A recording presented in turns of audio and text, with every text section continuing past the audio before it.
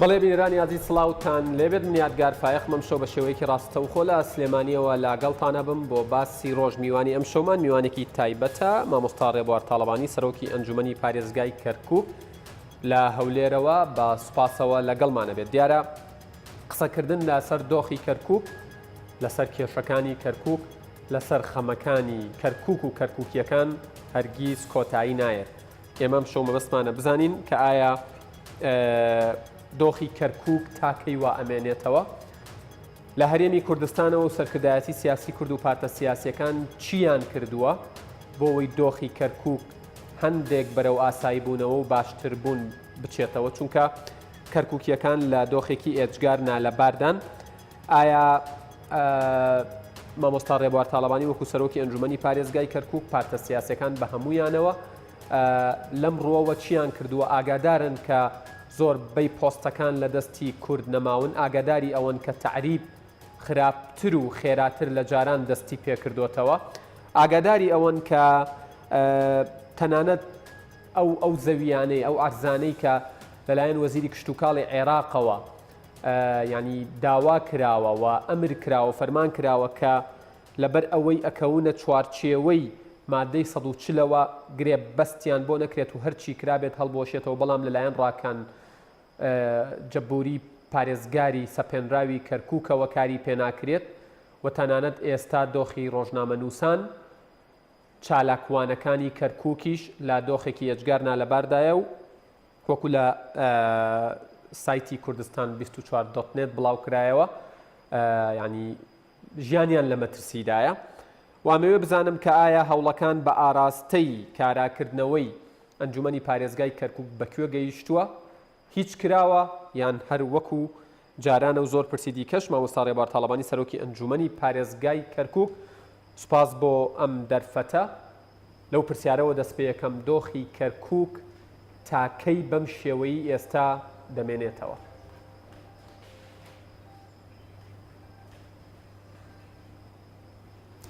سپاس بۆ بەڕستان سپاس بۆ بینەران و بیسەرانی کەناڵ بەڕێزەکەتان کەی 24 دیارە بارودۆخێکی شاری کەرکووک هەر لە دوای 16 ئۆکتۆبەر بە بارودۆخێکی نا یاسایی نا دەستوری نا تەندەروست تێپەر دەبێ و ئێمە هەر لە مانگی سێوە سکاڵامان تۆمار کرد لە محکەمەی ئیتیحادی دژی ئەو بارودۆخە بەداخەوە محکەمەی ئیتیحادی بە پەیڕەوی ناوخۆی خۆی ئەبوایە لە مودەیەکی دیاریکراو وەڵامی سکاڵەکەمی بدایەتەوە یەکلای کردایەتەوە بارودۆخەی لە شاری کەرکووکە بارودۆخێکی عسکەرتاریەتە دژی مادە دەستوریەکانە بە تایبەتی مادەی 9 مادەی 37 و 38 و 36 و 24 و مادەی 140 یان زیاد لە دە مادەی دەستوری پێچوانەیە بەداخەوە محکەمەی ئیتیحادی ئەمە یۆک و مساوامەیەک داناوە تاکو میستاکەی وەڵامێکمان ناداتەوە چاوەڕێی بارودۆخی عێراقێتی ئەو حکوومەتە تەشکیل لەبێت تەشکیل نابێ وەفدی مفاوەزی شیعە و سوننە و کورد نەبێ لەسەر چی گفتوگۆکەن چونکە من دەنگی سکاڵەکەی خۆم ئاراستەی ڕئیس وزەرا کردووە کە ئەو هۆکاری تێکدەری بارودۆخی شاری کەرکووک و ناوچە کوردستانەکەی دەروی هەرێمی کوردستان کردەوە ئێستاکەش بەردەوام لەو پێشێلکاریانەی بە تایبەتی دوای کە پەرلەمانی عێراقیش نەماوە هیچ چاودێرێکی لەسەر نییە ئەوە وایە محکەمەی ئیتیحادی بە زووترین کاتێک لای کردایەتەوە بۆی خەڵکی کەرکووک ئەتر ژیانێکی ئاسایی و یاسایی و تەندروستی جێبەجێ کردایە بۆیە بارودۆخەکە هەروە بە ناتەندروستی ماوەتەوە و خەڵکیش لە دڵڕاوکێکی بەردەوام مەطلی ناخۆشە بە تایبەتی نەتەوەی کورد بە دەرەجەیەک دوای نەتەوەی تورکمان دوای نەتەوەی عەرەب ڕەسەنەکانی شاری کەرکووک باشە هیچ هەوڵێک دراوە بە ئاراستەی ئەوەی ینی ئەم دۆخە بەلایەکدا بخرێت یان شتەکان لە دوای 16 ئۆکتۆبەرەوە وەکو خۆیان خراپتر بوون باشتر نەبوون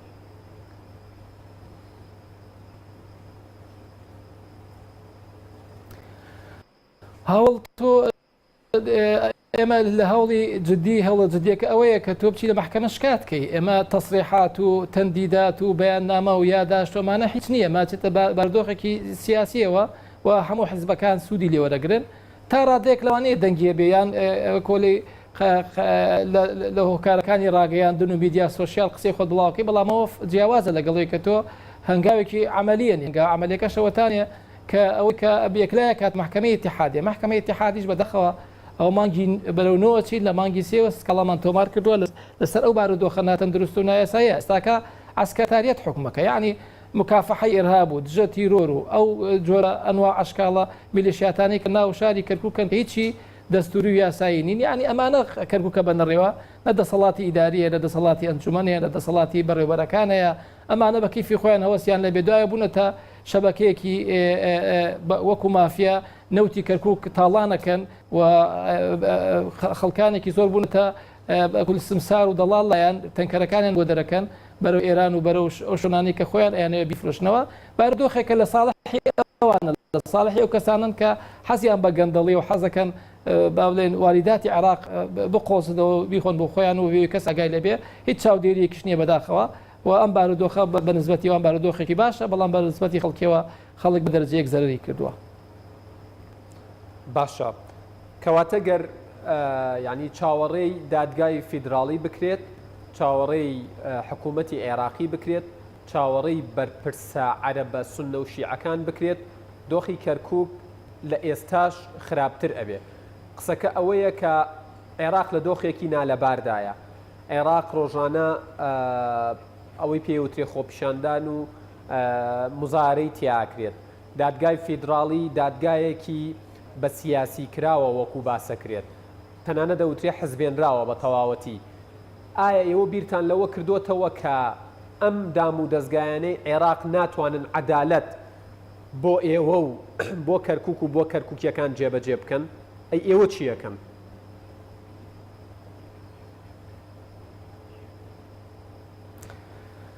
والله ئێمە طبعاً بێت چی بکەین ئێمە بێت یەکەم شت نابێت لە دەستورێکە کە ملەتی کورد سەدان ساڵە خەباتی بۆ کە کام عێراقە لە سنووری دەستورێکە بۆی بتوانێت مەعاملەی لەگەڵا بکە هەرچەنە ئێمە وەکو کورد یەقینمانەیە حکوومەتی عێراقیەک لە دوایەک هەر لە مەلەکێتەوە بگە تا ئێستاکە هیچیان ڕاستگۆڕ نەبوونە بەرامبەر بە کورد ئەوەی کە دەستوری هەبوو ئەوەی کە دەستوریشی نەبووە چونکەوان نفسی عقلیەتیانەیە ئەبێ کورد ژێردەستەی ئەوان بێت و ئەبێ بە جۆری ئەوان بجولێتەوە کە کوردیش هەنگاوێکی نابووی نەجاتی بێ لەو عێراقە مخەربەتی کە 100 ساڵە حکمی ئەم منتیقەیەکە لەژێر ڕکێفی ئستعمەری ئینگلیزی کە ئەو دروستی کرۆ بەداخەوە کە دەوڵەتەکەش دەوڵەتی خۆمانیە ناوەکەش ئینگلیز دێنەوە ئەوە دەرناچێت لەژێر ئەو بارودۆخەیە جا کوردیش باشترین حاڵەتیوەیە کە دەستورێکە بێت و داوای مافەکانی خۆی کە کاتە ناو دەستورەوە لە 2030 تا ئێستاش ئەم دەستورش وەکو لاستیقێک وەکو چۆن ڕژێمی پێشوو سەدامەوت قانون لاستیقە بە کیف خۆمان درێژەکەین و کورتیەکەین و ئەمانش بە کەیفی خۆیان چونکە زۆرینەن بە شیعە و سوننە و ئەوانەی تریشکە لەگەڵیانن یعنی لە کاتێکە پێویستیان بە کورد بێوەکو مکیاجێک خۆیانی پێجوانەوەکەن و بڵێن دەوڵەتێکی دیموکراتی و فیدرالن ئەوە داوا لە کوردەکەن بەشداری کە لەو حکوومەتەکان و فشاری نێودەوڵەتی و ئەقلیمیش دێتە سەر کورد کە مەعادلەیەکی وتە ئەضعف حەلەقەی پێوترێ کوردیش ناچارە لە بینی دوو ینی حەدی سێمی نییە یانە بێتێتە ژێر ئەو فشارەوە یاخۆتەوەتانێ وەکو ڕیفراندۆمەکە بێکەس کوژیەکەن کەس نایە بەدەم مافێکی ڕەوای خۆی کە 100 ساڵە مافی ملەتی کورتەکە دەوڵەتی خۆی هەبێت و هەموو نەتەوەکانی دنیا بوونەتە دەوڵەت ئیلا کوردیان بێبەش کردووە بە هەر بۆ ئامەرەیەک بێت بە هەر ئینێک بێت جا لەبەرەوە ئێمە لەم حاڵەتەیە بەرامبەر و عێراقین کە تۆ داوی ڕاپرسیەکەی دەبابەی ئەبرامز دێتە ناو شارەکانی کوردستانەوە ئەمجا نەخواساگە تۆ بچی بتێوە بارودۆخەکەی کەرکووک بە ئاقارێک چاکیکەیتەوە ئێمە چاوەڕوانین تەمەنای ئەوەکەین کە بەشت بە حەلی سلمی بکردێ بە پێی دەستور بکردێ بە پێی یاسا بکردێ بەڵام ئەگەر حەلی و یاسا و دەستور و ئەمانەی چینەیخوا ئەوە مێن تۆ سەر خەڵکی شاری کەرکووک خۆی بڕیاری خۆی بدا چۆن ئەوێ بژێت چ ئاقارێک ئەگەر خەڵکێک ئەم حاڵەتی پێخۆش بێت ئەبێ تەحملی وەزعەکەشی بکە کە پێشی ناخۆش بێ ئێمە کاتی خۆی ڕژەمی سەدام کە حکمێکرد خەڵکێکە بوو پێی خۆش نەبوو لە کەرکووک بۆ بارودۆخەمێنێتەوە قراری خۆی وەرگرەوە خەڵکێکی شەبوو پێی تەبیعی بوو لەگەڵ ئەو ڕژێمەیە ئەوە کوردی ڕۆشتە ڕێوە ئێستاکەش هەمان شێوازە من داواکەم لە خەڵکی شاری کەرکووک یاری ئەبێ قراری خۆیانە بێ بڕیاری خۆیانە بێت چیتە چاوەڕێنەکەن دەستیمان پێ بکات چی حکوومەتی عێراقی و ئەو ئاسکەرتاریەتەشی کاتۆتە شاری کەرکووکەوە ناگاتە 105 جێشی سەدام کە شەشەم جێش بوو لە هەموو عالم ینی ئەو جێشە نییە کە خەڵکێک لی بتۆقێت و زنۆقی بچێت چونکە سەدام نەیتوانی کورد لە ناو شاری کەرکووکەمەوەکە ئەم جێشەش کە هەرێکی لە شارێک و لە هینێک ئاقارێکەوەتەوە باوە ناکەم ئەوینەی بەڵام ئەمێن تۆ سەر دووبارە سەر خەڵکی شاری کەرکووک و هێزە سیاسی کوردستانەکان بە تایبەتی یەکێتی و پاتیش کە ڕۆڵێکی گەورەیان هەیە لە چارەسەرکردنی شاری کەرکووک. مامۆستا ڕێبوار کەواتە ئێوە داوا لە کەرکووکیەکانەکەن بە تایبەت کوردانی کەرکووک کە بە شێوەیەکی هێمنانە و شارستانیانە داوای مافی خۆیان بکەن و بڕژێنە سەر شەقامەکان و ئەوەی ئەگوزارێت ئەو ئەسکەرتاریەتەی ئەو بە معسکەرکردنەی بە سەربازگەکردنەی کەرکووک قبول نەکەن؟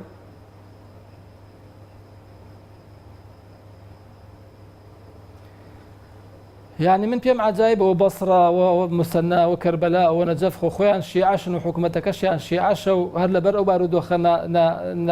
ئەو دزی و گەندەڵەیە کە 13 بۆ 15 ساڵە حکوومەتە شیعەکان یەک لە دوایەک خەڵکی پێچەوسێن ئەوان قبولیان نەکرد کە خۆیان لە مەرجعیەشی تایە و هەموو شتێکیش لەگەڵ خۆیانە من پێم سەیرە تاکۆم ئێستاکە خەڵکی شاری کەرکووک بەو حتا من ئەوەی کە بیستومە تورکمان و عەرەبیش زۆر سەغڵەتن چونکە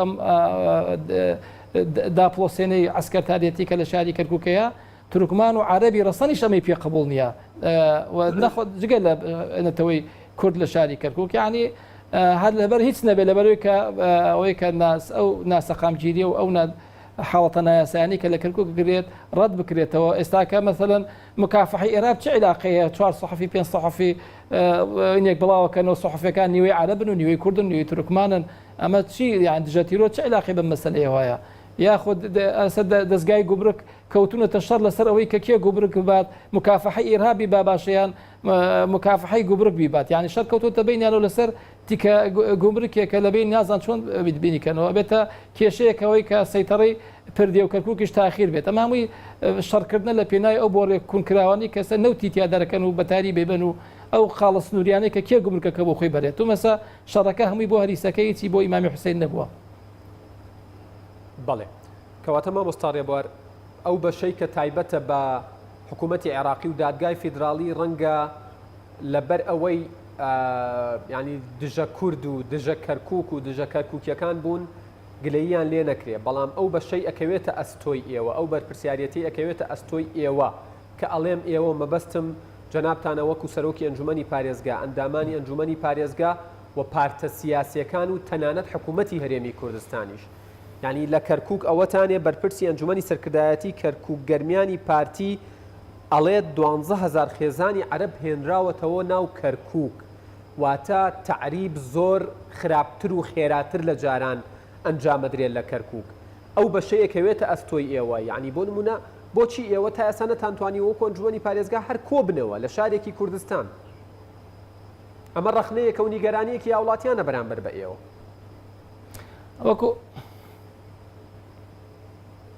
وەکو بەڕێستان و بینەران هەمووی ئاگای لێ من هەر لە سەرەتاوە داوام کرد کۆبوونەوە بکردرێت و من ئامادەی خۆم دەربڕی بەڵام بە شەرتێک کە ئەبێ یەک ڕێکریزی حزبە سیاسی کوردستانەکانی تیابێت ئێمە لستی برایەتی وەسیقەیەکمانێ لە بینمان پێشەوەی کە بچینە پروپاگەندەی انتخاباتە 2005 کە هیچ پرسەیەکی نیشتیمانی نابێ بە تاکڕەوی بنردرێ بەڵام بەداخەوە دوای 16 ئۆکتۆبەر ئێمەش ماڵی ناو لیستی برایەتیش بەش بووە نەمانتوانێت یەک دەنگ بین جا لەبەرەوە کە من دووجا داوام کرد کۆبوونەوە بکردێ و بە کۆلەی خیارمدایە هەموو لیستەکان بێجگە لە لیستی برایەتی بەبەرەی تورکمانی و بەگرتبوونەوەی کۆماری عەرەبی شوتم اتفاقکەن لەسەر شوێنێکتان پێ باشە با ئێمە کۆبوونەوە بکەین بەڵام دیارە خۆیان هەدەفیان و ئەمانجیانەوە بێ کە کۆبوونەوە نەکردرێ بۆی حاڵەتەکە هەر ئاوا بڕاتەڕێوە ومن حتا استعدادم دەربڕی ئەگەر لە بەسڕا بێ لە بەغا بێ لە سلێمانی بێ لە هەولێر بێ بە شەرتێک لە کەرکووک نەبێت چونکە کەرکووک داگیر کراوە شارێکە ئەوەتانە بەبێ پرسکردن بە ئەنجومەن و بە ئیدارە کە پارێزگارە جێی شێکاتۆتە ناو شاری کەرکووکەوە لە باتیەوە بڕۆ حەویجە ئازادکە داعشی تیا دەرکات کەرکووکی داگیر کرد ئەوە بچوایە داعشی نێشتا لە ئەو شوێنانی کە ئێمە داوامان کرد حکوومەت بە دەنگمانەوە بێت پێش مووسڵ بەڵام بەداخۆ دیارە نیازی ئەوان ئەوە نەبووە بێن داعش دەرکەن نیازی ئەویان هەبووە کورد دەرکەن لە ناوچەکانی مادەی 140 کە ناوچەیەکی دەستورین و ئەبێ هەردوو لە بڕیاری لەسەر بێت جا ئێستاکەوە ئەو درزە لە ناو ماڵی کوردی بۆتە هۆی ئەوەی کە نەتوانین یەک بڕیار بین من ئێستاکەش ئامادە باشیمەیە ئەگەر ئێمە یەک ڕیز بین لیستی برایەتی هەر هەمویان کۆ بنەوە ئستعدادمەیە لە هەر شوێنێک پێیان خۆشە هەردوو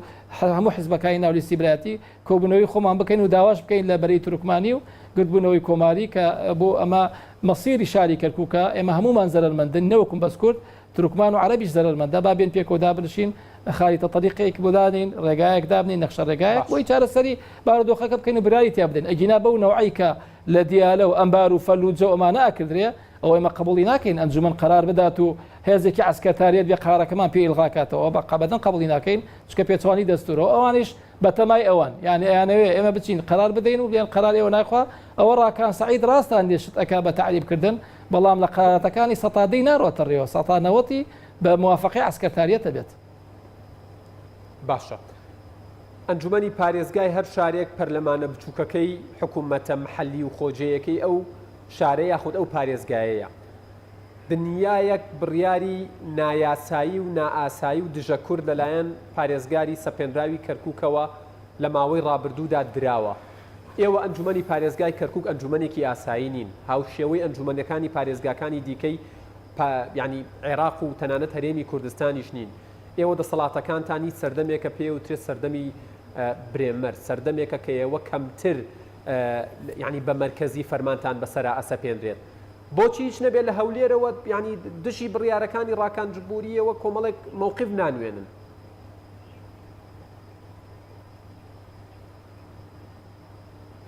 وەکو باسم کرد ئەمە بڕیاری ئەنجومەنی وێ ئەنجومەن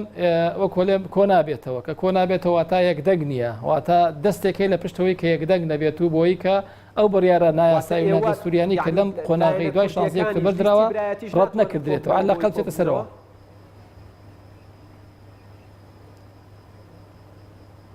نابەداخەوە لیستی برایەتیش ناتوانێت کۆ بێتەوە چونکە من داوام لیان کردووە کە کۆبنەوە بکەین لە هەر شوێنێک پیان خۆشە دیارە اتفاق ناکەن لە بینی حزب کوردستانەکە ناو لیستی برایەتی لەبەرەوە تا کۆمیستا و کۆبنەوەی نەکردراوە عەل چونکە ئێمە زۆری نەی نەتوانین کۆبنەوەی خۆمان بکەین لە هەر شار و شارۆچکەیەک کە لە حتا توانین بچین لە بەغا کۆبینەوە توانین بچین لە بەسڕە لە نەجەف لە کەربەلا لە هەولێر لە سلێمانی هیچ کێشەیەک نییە چونکە پێش ئێمە ئەنبار وای کردووە فەلوجە وای کردووە پێش ئێمە مووسڵ وای کردووە تکریت وای کردووە یعنی حاڵەتێکی یاساییە و هیچ شتێک نییە دژی ئەو کۆبنەوەی بێ لە هەر شوێنێک ئەنجام بدرێت بە شەرتێک لە کەرکووک نەبێت چونکە کەرکووک وەکوتم بارودۆخەکەی نایاسایی و نادەستوریە. باشە کەواتە بۆی کەرکووکیەکانیش بەرچاویان ڕوون بێت ئەوە تەنها حکوومەتی عێراقی و پارێزگارە سەپێنراوەکە نییە کە ئازاری ئەوانەدات بەڵکو پارتە سیاسەکانی کوردستانیش ئەوانەی لیستی برایەتی تا ئێستا نەیانتوانیوە بڕیارێک بدەن بۆ ئەوەی لە پێناوی کەرکووکە کۆ ببنەوە کە مامۆستا ڕێبوار. قسە لەسەر ئەوە هەیە و لە یەکێک لە راپۆرتەکانی هاوکارمان کاک سۆران کامەران یعنی باسی لەوە کردووە کە یەکێتی و پارتی ئێجگار نزیکن لە ڕێکەوتن سەبارەت بە ئاساییکردنەوەی دۆخی کەرکووک. جەنابتان سەرۆکی ئەنجومەنی پارێزگای کەرکووکن بەبێ گەڕانەوە و پرسکردن و دانیشتن و گوێگرتن لە ئێوە دیارە یەکێتی و پارتیش ناتوانن هەنگاو بنێن. نزیک بوونەوەی یەکێتی و پارتی چەند بۆنی ئەوەی لێدێ کە کەرکووک دۆخەکەی ئاسایی بێتەوە چەند لە بەرژەوەندی کەرکووکایە؟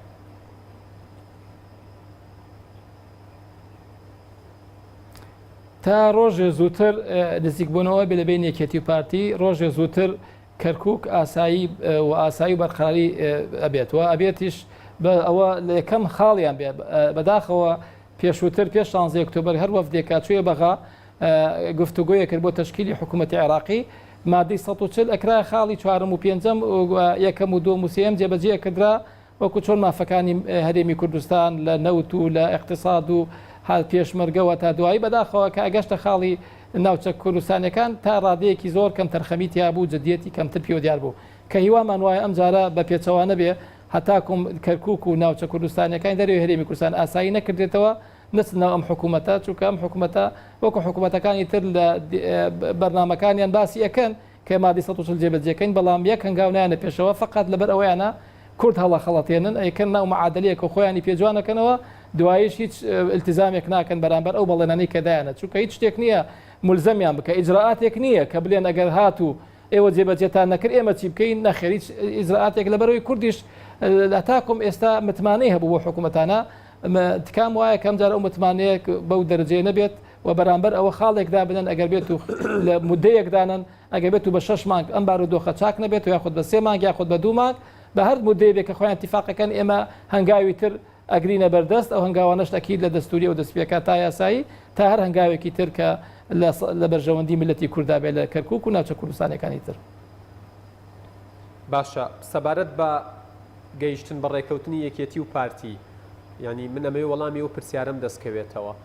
کەی ئەم ڕێکەوتنە بەرهەمەکەی کەرکووک و کەرکووکیەکان وەریەگرنەوە؟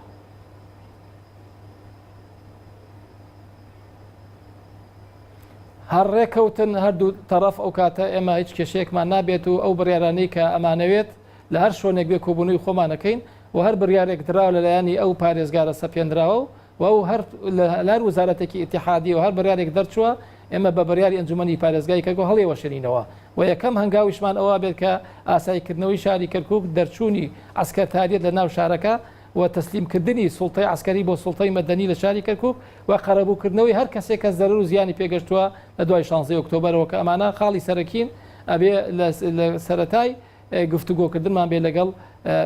نقاتی اتفاق بێ لە بین یەکێتی و پارتی پێش حزبە سیاسەکانی تر. باشە. جەنابتان سەرۆکی ئەنجومەنی پارێزگای کەرکووکن و کەرکووکیەکان ئێستا بە دیارم بەرنمەیەوە دانیشتون چاویان لە تۆیە و گوێیان لە تۆیە. ئەیانەوێ بزانن یەکێتی و پارتی بەم زوانە ڕێکەکەون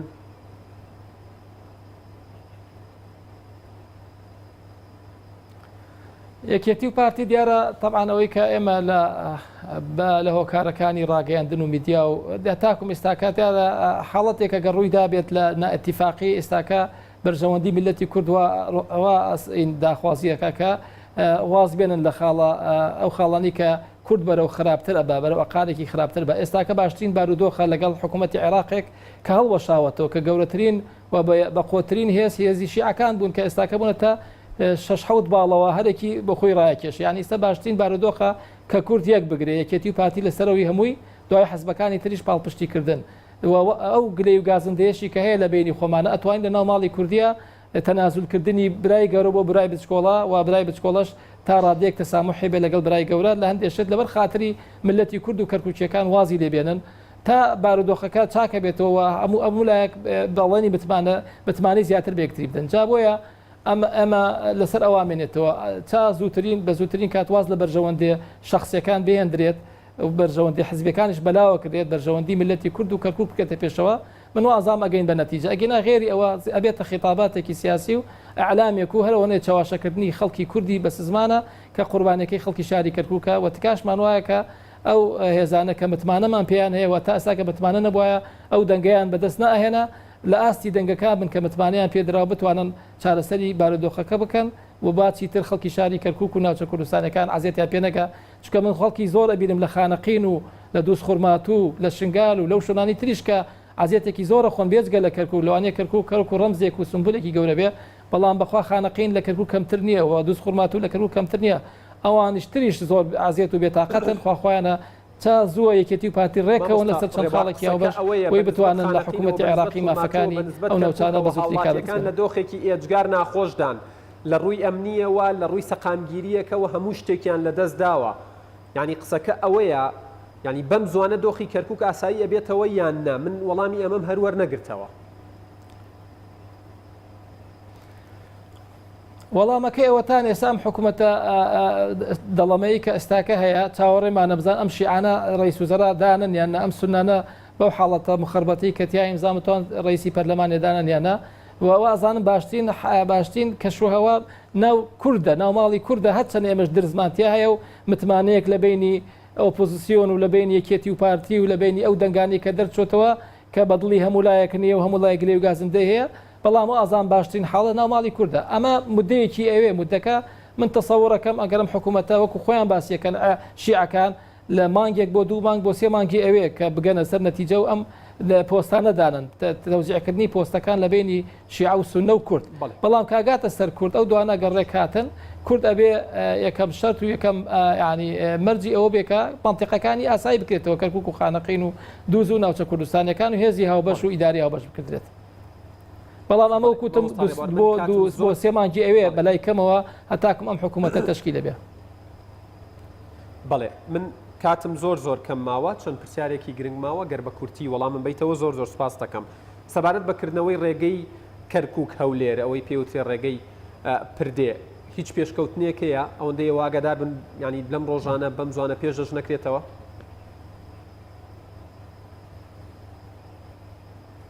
وازام حاڵەتە پرۆژە و هونەریەکان و خەریکن ئەوە جسرەکە دروستەکەن ئەوەی کە لەسەر حکوومەتی هێرێمە جێبەجێ کات حکوومەتی بەغاش وەکوتم ساوان شەڕیان لەسەرەوەی کێ گومرکەکە بەرێ بۆ خۆی ئیداری گومرکی بە مکافحی ئێراد لەو لا شەڕ لەسەر ئەو پارەی کە کێ دەستێکەوە لەم لا شوێمە خۆمان خەریکین لەبەرەوەی کە ئەو جسرە لە باسنی دروستیکەین تا قۆناغێکی تر باشە عەبادی دوای کۆبوونەوەی لەگەڵ ئەردۆگانی تورکیا وتی نەوتی کەرکووک لە تورکیاوە هەناردە ئەەکەین و گەیشتونێتە ڕێکەوتن و هەنگاوەکانی جێبەجێکردنی ئەو کارە دەستی پێکردووە لە ئێستاشە وەکو خۆت لە سەرەتای بەرنامەکەش ئاماژەت پێدا نەوتی کەرکووک ئەدزرێت پرسیارەکە ئەوەیە عێراق ئەتوانێت تەحەکوم بە نەوتی کەرکووکەوە بکات بەبێ کورد و لقی دووەمی پرسیارەکەشم ئەوەیە جگە لە نەکبەتی ئەم نەوتە چ خێرێکی بۆ کەرکووکیەکانە بوو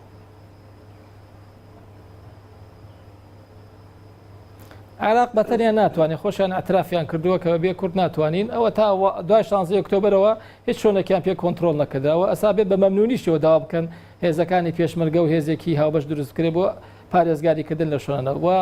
ئەوەی کە سەبارەت نەوتەکەش ئەوە لەبەر خاتری چاوەجوانەکانی ئەمە نیە چونکە پیان نەکرا لە مووسڵەوە ساکە لە مووسڵیشەوە هەشتی شعبی ئەکشێتەوە چونکە ناوچانەشیا پێ کۆنتترۆل ناکردرێت جا لەبەرەوە بێ مەمنون بێت لە هەرێمی کوردستان دووبارە نەوتە ناردی مینای جیهان بکردرێت و لە بەرژەوەندی ئەوانە پێشەوەی لە بەرژەوەندی کورد و هەرێمی کوردستان بێت بەڵام بەداخەوە عەبادیش هەموو جارێکە چێ بۆ ئێران و بۆ تورکیا و تورکیاش لەگەڵ ئێران و هەموو موامەرەکانەوە تانێک کە کورد نەبێتە هیچ بەڵێ کۆتا پرسیارم بە کورتی وەڵامم بیتەوە زۆر سپاس دەکەم تعریبکردنی کەرکووک ئەگەر فریان نەکەوێت ینی لەلایەن حکوومەتی هەرێمی کوردستان و سەرکردایەتی سیاسی کورد و پارتە سیاسەکانەوە فریای نەکەون دواتر چۆن باجیەدەی زۆر بە کورتی وڵای باجەکەی قورسە ئەبێت تا زوو پەلە بکەین لە هەنگاوەکانمان بۆی یەک دەنگی بین و بە زووترین کات داواکەین لە محکەمەی اتحادی و لە حکوومەتی اتحادی واز لە عسکەتاریت بێنێ و شۆنانە چۆڵ کات و واز لە قۆناغی تعریب و تەبعیث و تەشیع بێنێت وإلا ئەبێ هەنگاوی تر وەرگری کورد ئەگەر ئەوان بەردەوام بە لەسەر حاڵاتیان بەڵێ مامۆستا ڕێبوار تاڵەبانی سەرۆکی ئەنجومەنی پارێزگای کەرکووک لە هەولێرەوە لەگەڵمان بوو زۆر سپۆس بە زانیارەکانت ماندوونەوە سپاس وەرەستە